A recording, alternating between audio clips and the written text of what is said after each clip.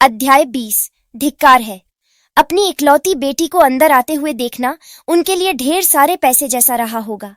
गलत कारणों से प्रभावित होकर मैंने कहा, मैं यह आपको दे दूंगी, तो क्या मैं पहले अंदर आ सकती हूं? यह किसी ऐसे व्यक्ति के साथ व्यवहार करने का तरीका नहीं था जो अभी अभी आया था। वे बेहतर जानते थे। जब मैंने इसी विचार के साथ ऊपर देखा तो विस्काउंटेस ने अपना हाथ आगे बढ़ाया, और निश्चित रूप से इसका मतलब यह नहीं था कि वह मेरा हाथ पकड़ने वाली थीं। पहले मुझे पैसे दो। हाँ। मैं खुद को हंसने से रोक नहीं पाई। तो क्या यही था, पैसे की लालसा? मुझे एक बार फिर एहसास हुआ कि मेरे लिए मेरी मां होने वाले व्यक्ति का क्या मतलब था। कोई भी इतना क्रूर नहीं होगा, यहां तक कि एक यादृच्छिक मेहमान के प्रति भी जो एक रात रुकने की भीख मांग रहा हो। मुझे समझ नहीं आ रहा था कि मैं उदास हो जाऊं या हंसूं। ये लो, अब खुश हो? मैंने अपनी पूरे महीने की तनख्वाह उन्हें सौंप दी। विस्काउंटेस ने मुझसे थैली ली और चली गई, लेकिन जैसे ही उसे कुछ याद आया वह मुड़ी और बोली, तुमने हमसे कुछ छिपाया तो नहीं है ना? वाह, वह मुझे कितना और धक्का दे सकती थी। अपनी तिरस्कार करने की इच्छा को दबाते हुए मैंने अपना सिर हिलाया। मैंने आपको सब कुछ दे दिया, मैंने अपने लिए भी कुछ नहीं छोड़ा। वह कुछ देर तक मुझे शक की निगाह से देखती रही, फिर मुड़ गई। मुझे कौन सा कमरा इस्तेमाल करना चाहिए? जो चाहो इस्तेमाल कर लो। मैंने अपने सामने भारी सामान उठाया और उन्हें अपने कमरे में घसीट कर ले गई। जैसे ही मैं सबसे नजदीकी कमरे की ओर बढ़ी, मेरी नजर विस्काउंट थॉर्प, मेरे पिता से मिली। उन्होंने मुझे मृत आंखों से घूर कर देखा और फिर मुड़ गए, और विस्काउंटेस के पैरों पर लेटे हुए दोनों लड़के मुझे एक भी नजर डाले बिना आपस में बातें कर रहे थे। मेरे तथाकथित भाई। अपनी जीभ क्लिक करते हुए मैं अपने कमरे में चली गई। कमरे में कुछ भी नहीं था, न अलमारी, न बिस्तर, न दर्पण, और न ही एक पतला कंबल। ये क्या है? हमने सब कुछ बेच दिया। सब कुछ बेच दिया? तो क्या बाकी कमरे भी ऐसे ही दिखते हैं? उन्होंने जवाब नहीं दिया, तो मैंने बाकी सभी कमरों की जांच करने का फैसला किया। वे भी वैसे ही थे। क्या इसीलिए वे सब उस जगह पर इकट्ठे थे? कोई आश्चर्य नहीं कि वे एक कंबल पर बैठे थे। तो आप इस घर को क्यों नहीं बेचते? आप मामूली चीजें क्यों बेच रहे हैं जिनसे मुश्किल से असली पैसे मिलते हैं? क्या यह वास्तव में वही सब है जो तुमने हाउस ऑफ बिसेस्टर से कमाया है? इससे पहले कि मैं उन्हें डांटना शुरू करने का फैसला कर पाती, मैंने किसी को यह कहते सुना, तुम अभी भी संशय में हो? मैं जानती हूं कि मेरी तनख्वाह प्रभावशाली नहीं है, लेकिन यह पूरी तरह से कुछ भी नहीं है। जो कुछ भी मैं कहना चाहती थी उसे दबाते हुए मैंने जवाब दिया, माफ करना। छी, मुझे लगता है कि बिसेस्टर भी उतने प्रभावशाली नहीं है। यह ऐसी बात नहीं थी जो किसी थॉर्प को कहनी चाहिए। मैंने बातचीत करने की कोशिश छोड़ दी और अपने कमरे में चली गई। फिर दरवाजा बंद करके फर्श पर बैठ गई। डांटना, यह केवल उन पर लागू होता था जो बदलने को तैयार और इच्छुक थे। मैंने एक पल के लिए भी उम्मीद नहीं की थी कि मेरे शब्दों का इस घर के लोगों पर कोई मतलब होगा। वास्तव में यह एक आशीर्वाद होता अगर मुझे यह पता होता कि जब मैं दूर थी तब ये लोग मरे नहीं थे। मुझे विश्वास नहीं हो रहा कि मैं फिर से इस घिनौनी जगह पर वापस आ गई हूँ। मैं बार बार आह भरते हुए अपना सिर खुजला रहा था। फिर मैंने अपना दिमाग खुशियों से भरने की कोशिश की, लेकिन अरे, हम पर कोई कर्ज नहीं है। यह कुछ तो है ना? क्योंकि अगर होता तो हम अब तक सड़कों पर रह रहे होते। सकारात्मक रहना मुश्किल था।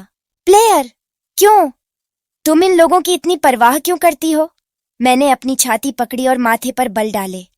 सच कहूं तो ब्लेयर की सारी भावनाएं और यादें मुझ में समाई हुई थीं, जैसे उसके परिवार के लिए उसकी बिना शर्त करुणा भी बनी हुई थी। Blair Thorpe. ये लड़की अपने मरते हुए परिवार की मदद करना चाहती थी। जब उसने अपने परिवार को बिखरते देखा तो वह सहारा बनने के लिए दृढ़ थी, लेकिन ब्लेयर के परिवार ने इसके लिए उसका इस्तेमाल किया। उन्होंने जोर दिया कि उनके बेटे उनके परिवार को पुनर्जीवित करेंगे और उसे उनका समर्थन करना होगा ताकि वे पढ़ सकें। हालांकि उन्होंने कभी परिवार को खुद से पुनर्जीवित करने की कोशिश नहीं की। वे काम नहीं करना चाहते थे। उन्होंने सही लोगों को काम पर नहीं रखा, और अब वे यहीं थे। एक अक्षम और अर्थहीन कुलीन परिवार।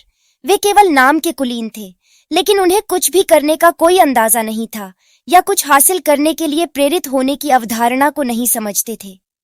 ब्लेयर के भाइयों ने ब्लेयर का मजाक उड़ाया और राहत महसूस की कि उन्हें उसकी भूमिका नहीं निभानी पड़ी। अपने माता पिता द्वारा लाड प्यार किए जाने के कारण उन्होंने यह जाने बिना अपना सिर ऊंचा रखा कि वे कितने भोले और दयनीय थे। क्या मेरे माता पिता वास्तव में इन दोनों बेटों से अपने परिवार का नाम वापस लाने की उम्मीद करते थे? वे केवल इतने भोले हो सकते थे क्योंकि उन्हें अपने जीवन में कभी काम करने की आवश्यकता नहीं पड़ी और उन्होंने केवल मेरी प्रदान की गई ट्यूशन फीस का उपयोग किया।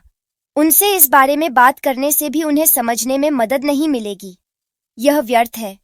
थक कर मैं फर्श की ओर झुक गया और लेट गया।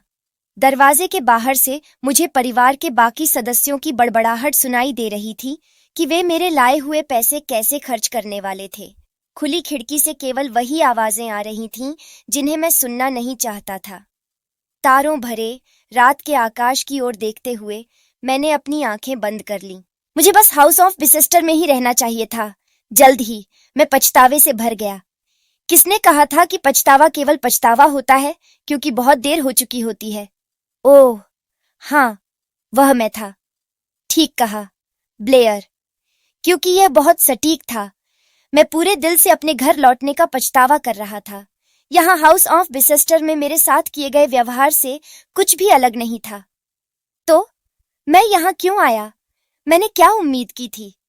साफ करने में मेरी मदद करो क्योंकि तुम यहाँ हो। मेरे सामने एक चीथड़ा गिरा। जब मैंने उसे न उठाने का फैसला किया, बस उसे घूरने लगा, तो मेरी तथाकथित माँ ने कहा, तुम क्या कर रही हो? तुम्हारा क्या मतलब है? मैं सोच रही हूँ कि आगे क्या कहूँ। ओह, एक छोटी सांस लेकर मैंने जवाब दिया, लेकिन तुम अब तक ठीक लग रही थी। क्या? तुम अब तक धूल के ढेर में रह रही थी, तो सफाई में यह अचानक दिलचस्पी क्यों? कल मैं एक चलती फिरती तनख्वाह थी और आज वह चाहती थी कि मैं एक मुफ्त नौकरानी बनूं। क्या तुम्हें पता है कि मैं कितनी लायक हूं? क्या यह मेरे लिए बहुत ज्यादा है कि मैं तुमसे घर की सफाई में मदद मांगूं? तुम कुछ समय से वापस नहीं आई हो। मुझे लगता है कि वह मेरे विवेक को छूना चाहती थी, लेकिन यह पूरी तरह से उलटा पड़ गया क्योंकि उसने अपनी क्रूर स्वार्थपरता से इस निराशाजनक वास्तविकता की पुष्टि पहले से कहीं ज्यादा स्पष्ट रूप से कर दी। मैं छुट्टी पर हूँ, तुम अभी काम पर नहीं हो। बिल्कुल नहीं, मैंने तुरंत जवाब दिया। सिर्फ इसलिए कि मुझे भुगतान नहीं किया जा रहा है, इसका मतलब यह नहीं है कि मैं काम नहीं कर रही हूँ। हाँ, मैं कल बहुत निराश हुई होंगी क्योंकि आज मैं काफी बोल्ड थी। विस्काउंटेस मेरे रवैये से हैरान लग रही थी और अजीब तरह से हंसी। अगर तुम्हारे पास कहने के लिए कुछ भी सार्थक नहीं है तो बस चले जाओ।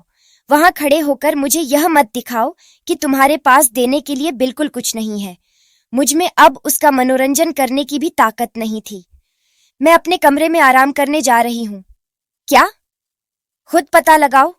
मुझे खुशी है कि तुमने सफाई करने का फैसला किया। तुम कर सकती हो। मैं तुम्हें सपोर्ट कर रही हूँ। उसे एक व्यंग्यात्मक और खाली जवाब देते हुए मैं अपने कमरे में लौट आई। फिर मैं दरवाजे से सटकर घृणा से कांप उठी। धत, मैं बस कुछ खाना ढूंढना चाहती थी। मैं वह नहीं देखना चाहती थी। अभी यहाँ वापस आओ। उस पल दरवाजा जोर से खटखटाने की आवाज से हिल गया। विस्काउंटेस बाहर से उस पर जोर से मार रही थी। हे भगवान, ऐसा करने से तुम्हें चोट लग सकती है। मुझे यकीन है कि अगर तुम ऐसी ऊर्जा से सफाई करती हो तो आज के भीतर पहली मंजिल का काम हो जाएगा। क्या? तुम्हारी हिम्मत कैसे हुई अपनी माँ से इस तरह बात करने की?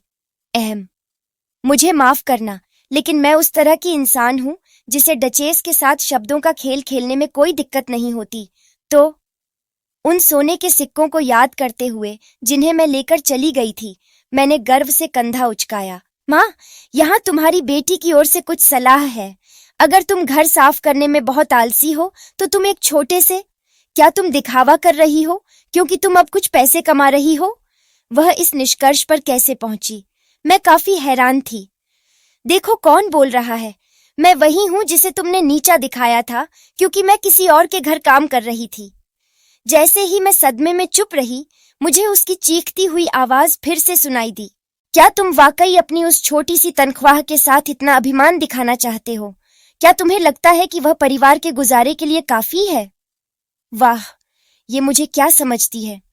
मैं इस पर हंस भी नहीं पाई। मैंने चारों ओर देखना शुरू कर दिया, क्योंकि मैं जो कुछ सुना था उसे भूल जाना चाहती थी। लेकिन मुझे एहसास हुआ कि अगर मुझे बाथरूम जाना है तो मुझे वापस दालान में जाना होगा। आह, मेरे पास कोई विकल्प नहीं है फिर। मैं इस बारे में गहराई से सोचना नहीं चाहती थी, इसलिए मैंने जल्दी से हार मान ली और दरवाजा खोल दिया। मेरी माँ विस्काउंटेस ने मेरी ओर देखा और घूरा। आप बहुत बातें करती हैं उस इंसान के लिए जो मेरी उस छोटी सी तनख्वाह को सचमुच जब्त कर रहा है। आपने क्या कहा? और क्या यह और भी अजीब नहीं है कि आप उम्मीद करती हैं कि परिवार उस पैसे से गुजारा करेगा, जब दो बहुत स्वस्थ माता पिता मेरे लाए हुए पैसे पर निर्भर हैं? यह एक चमत्कार होगा अगर परिवार मेरे लाए हुए पैसे से गुजारा कर सके। मेरी आवाज शुरुआत में लाचार लग रही थी, हालांकि जैसे जैसे मैं बोलती गई यह और कठोर होती गई।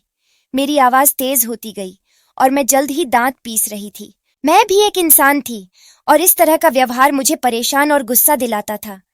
क्या मैंने कभी गले लगाने के लिए कहा या शिकायत की कि काम बहुत कठिन था? मैंने कुछ नहीं कहा। फिर भी आपने यह कैसे कह दिया कि मैं दिखावा कर रही हूँ? क्या आपको लगता है कि मैं इतनी मेहनत सिर्फ यह सुनने के लिए कर रही हूँ? काम कठिन होने की शिकायत करने से मुझे केवल उपेक्षा ही मिलती। उनसे समर्थन और सांत्वना की उम्मीद करने से मुझे और अधिक चोट ही लगती। मुझे लगा कि अगर मैंने ऐसा किया तो मैं हार जाऊंगी। मुझे बस थोड़ी देर और टिके रहने की जरूरत है। मैं उन्हें तब छोड़ने की योजना बना रही थी जब उनके प्यारे बेटे 18 साल के हो जाएंगे। कभी पीछे मुड़कर नहीं देखूंगी, यह जानते हुए कि मैंने अपना कर्तव्य पूरा कर लिया है। दोनों वयस्क लड़कों ने परिवार का समर्थन कैसे करने का फैसला किया, यह मेरी चिंता नहीं थी। मेरा कर्तव्य केवल यह सुनिश्चित करना था कि लड़के समाज में प्रवेश करने और काम करने के लिए पर्याप्त बड़े हो जाएं। यह दो अक्षम और अविश्वसनीय माता पिता की पहली संतान के रूप में जन्मी ब्लेयर के रूप में मेरे कर्तव्य और दृढ़ता की सीमा थी। मैंने कहा कि मैं अपने काम से काम रखने को तैयार हूं, तो तुम मुझे परेशान क्यों करती रहती हो? क्यों? मैं बस थोड़ी देर आराम करना चाहती थी। एक बार जब मैंने विस्काउंटेस पर अपना गुस्सा निकाल दिया तो घर में पूरी तरह सन्नाटा छा गया। वह बिना कुछ कहे सिर्फ मुझे घूर रही थी। मैं गुस्से से भड़क उठी और भारी सांसें ले रही थी। आह, क्या व्यर्थ की घूरने की प्रतियोगिता है? इस बारे में और बात करना भी व्यर्थ होगा, इसलिए मैंने अपनी लाचार आवाज फिर से शुरू की। मैंने कहा कि मैं आपको और पैसे दूंगी तो कृपया मुझे अकेला छोड़ दो। अगर आप इसे दिखावा कहते हैं तो मेरे पास सच में कहने के लिए और कुछ नहीं है। जब मैंने अपनी बात खत्म की तो मैंने अपना धड़कता हुआ सिर पकड़ लिया और मुड़ गई। जब मैं बाथरूम की ओर बढ़ी तो विस्काउंटेस ने मुझे रोकने की जहमत नहीं उठाई। बाथरूम पहुंचते ही मैंने गुस्से से अपना चेहरा धोना शुरू कर दिया। एक बार जब मैं काम खत्म कर चुकी थी तो मैंने दर्पण में देखा और देखा कि मेरी हरी आंखें जल रही थीं, गुस्से से जल रही थीं। आह, कहानी जारी रहेगी।